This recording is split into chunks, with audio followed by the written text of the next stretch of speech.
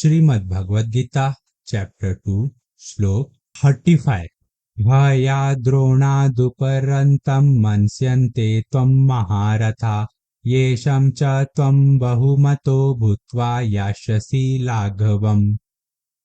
और जिन जिन योद्धाओं ने तुम्हारे नाम का सम्मान किया था वह तुम्हें युद्ध भूमि से भागा हुआ समझकर तुम्हारे नाम को गिरा हुआ समझेंगे। तो भगवान कृष्ण यहाँ कहते हैं कि अर्जुन, तू ऐसा मत सोच कि द्रोण, भीष्म और कर्ण ऐसा सोचेंगे कि ये अर्जुन अपने भाइयों को नहीं मारना चाहता था इसलिए वो युद्ध नहीं कर रहा है।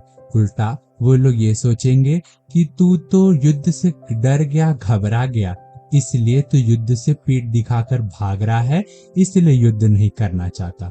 अगर तुझको ये सब बातें पहले ही सोचनी थी कि मैं अपने भाइयों से युद्ध नहीं करूंगा, तो तुझे पहले से ही ये डिसीजन कर लेना चाहिए था। शांति से बैठ के, एक शांति जगह पे बैठ के तुझे ये सोचना चाहिए था कि मैं अपने भाइयों से युद्ध नहीं करना चाहता हूँ, मैं भीख मांग के भी जिंदगी जी लूंगा। पर तुझको तब युद्ध करना था, और युद्ध शुरू होने के पहले भी तूने कहा था कि मुझे सामने वाले शत्रु को देखना है कि उसमें कौन कौन मेरे से लड़ाई करने में, युद्ध करने में बराबर है, कैपेबल है। पर तूने ये सब तब नहीं किया। पर अभी युद्ध जब शुरू होने वाला है तब तू ये सब कर रहा है, और तू अपने मोह में आकर तू कह रहा है कि मुझे अपने भाइयों से, अपने पितामह से और अपने गुरु से युद्ध नहीं करना है।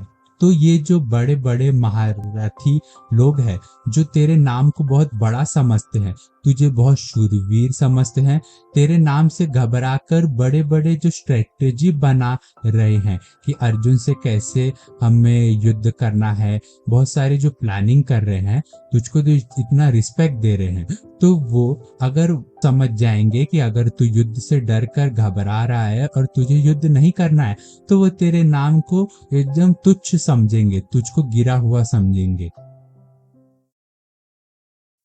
श्रीमद् भगवद गीता चैप्टर 2 श्लोक 36। अवाश्यवादं च बहूनवतिष्यन्ति तवाहिता निन्दस्तस्व सामर्थ ततो दुःखतरं तु किम्।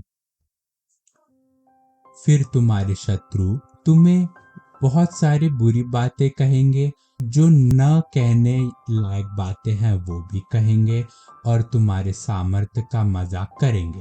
तो तुम्हारे लिए इससे बुरा और दुखी और क्या हो सकता है। तो भगवत गीता के स्टार्टिंग से ही भगवान कृष्ण को अर्जुन का अपने शत्रु पर दया भाव दिखाना अच्छा नहीं लग रहा था, और अभी इसके लिए भगवान उसको प्रूव भी कर रहे हैं कि तुम तो दया भाव दिखाओगे, बट जो तुम्हारा शत्रु है, जो एनिमी है, जो मारने के लिए तुम्हारे सामने सारे हथियार लेकर खड़ा है, वह तुम पे दया भाव नहीं दिखाएगा, क्योंकि तुम युद्ध नहीं करना चाहते थे, बट वो तो शुरुआत से ही युद्ध करना चाहता था।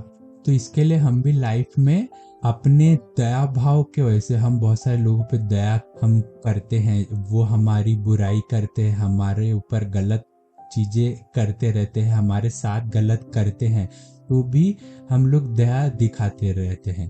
तो ये भी एक गलत चीज है। तो भगवान भी ये प्रूफ कर रहे हैं कि अगर सामने वाला हम पे दया भाव नहीं दिखा रहा है, और हमने बहुत बार दया भाव दिखा दिया, जैसे पांडव थे, उन्होंने 12 साल का वनवास और 1 साल का अज्ञातवास एक्सेप्ट कर लिया था, तो भी उनको लगा कि अगर ऐसा करने से शांति मिल जाती है तो ठीक है। फिर भी जब ये लोग वनवास और अज्ञातवास कंप्लीट करके जब दुर्योधन के पास जाते हैं, तब उनसे अपना राज्य जब बोलते हैं कि उन्हें दे दे, तब वो नहीं देता है। फिर ये लोग बोलते हैं कि आप हमको 5 गांव दे दीजिए, फिर भी वो 5 गांव भी देने को तैयार नहीं रहता है। तो जैसे वो तो दुर्योधन पे दया भाव दिखा रहे थे, पर दुर्योधन इन पे दया भाव नहीं दिखा रहा था। तो हमको भी दया भाव दिखाना, लोगों पर सिंपैथी देना, अगर वो हमारा गलत कर रहे फिर भी हम उनको उन पे दया भाव दिखा रहे हैं, तो भी हमें रुकना है।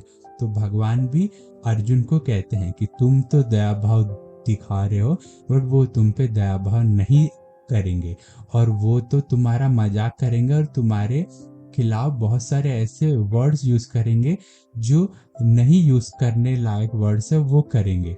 और तुम्हारा जो सामर्थ्य है, जो कैपेबिलिटी, तुम्हारी स्ट्रेंथ है, तुमसे वो घबराते हैं, तो उसका फिर मजाक वो लोग करना चालू कर देंगे। तो भगवान फिर अर्जुन को कहते हैं, क्या इससे भी बुरा और कुछ है? क्वेश्चन पूछ रहे हो अर्जुन को, यहाँ पे लास्ट में क्वेश्चन मार्क है, क्या इससे भी बुरा कुछ है ऐसा?